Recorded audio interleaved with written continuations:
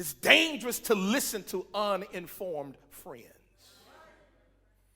Job starts off in chapter 23. He says, today my complaint is bitter again. Come here, y'all. We right out of here.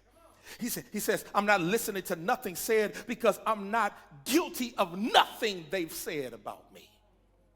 When I know I'm not wrong, I'm not going to empower your opinion to start trying to make me figure out what I did.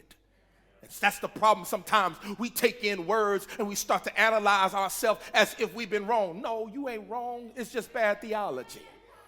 He said, today my complaint is bitter again. Watch this. Watch what he says. My strength is down because of my groaning. Job then admits that his depression is his fault. It wasn't the fault of everybody else. My strength is down because of my groaning. Y'all walking with me?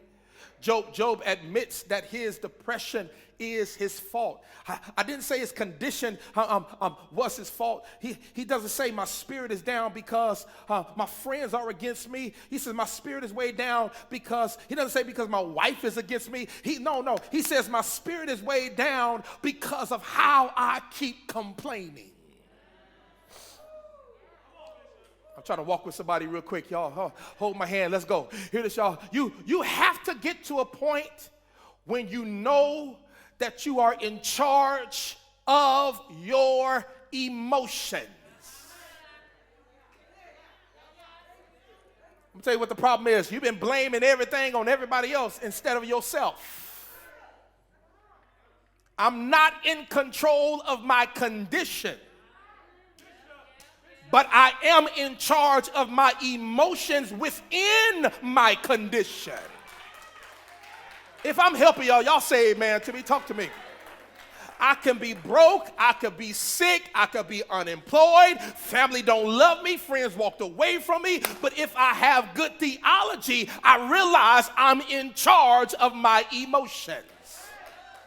I can say that this is the day that the Lord has made, and I come to rejoice and continue to be glad in it. I dare you to look at somebody close by you. Tell somebody in the chat right now, say you are in charge of your emotions. Tell them right now, you are in charge of your emotions. He said, my spirit is down because I keep complaining.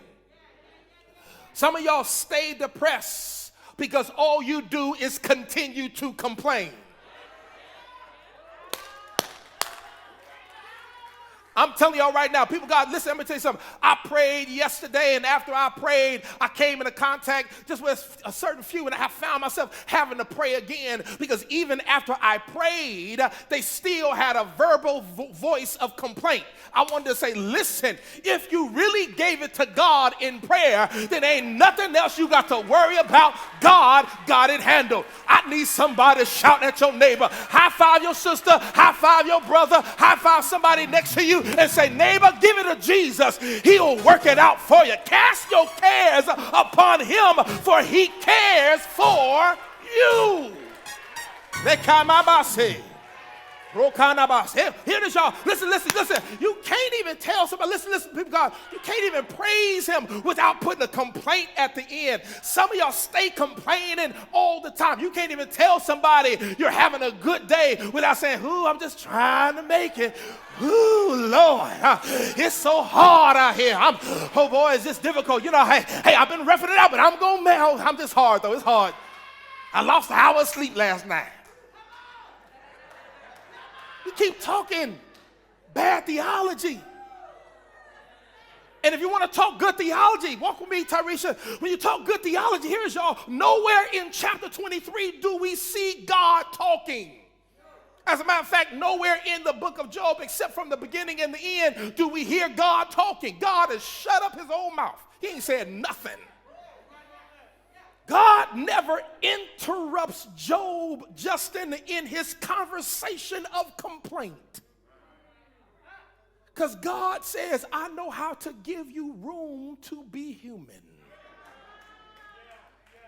And God will give you room to be human even if you know how to process your humanity through the right lens. He wants you to understand it's okay for you to be human. It's okay to have a human response. It's okay to go ahead and just respond humanly, but you got to understand, don't you stay there in your human flesh.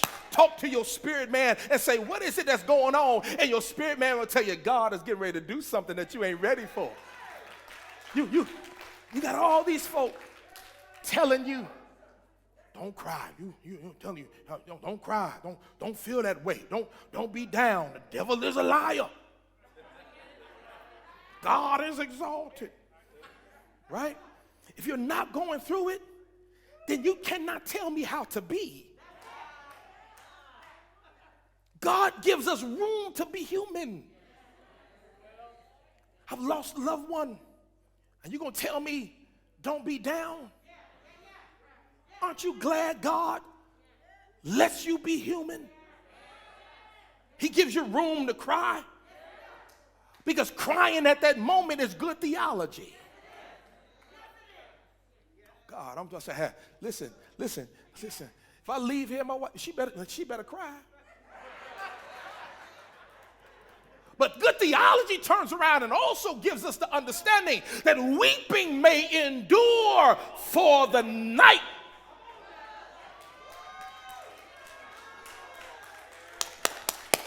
What does that mean? That means my crying has a time limit.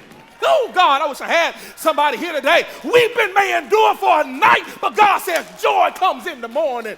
I need somebody to shout right now to say, my joy is coming in the morning. It's coming. I cried all night long. I let it all out all night long. But when I woke up in the morning, I realized that God has allowed me to see another day.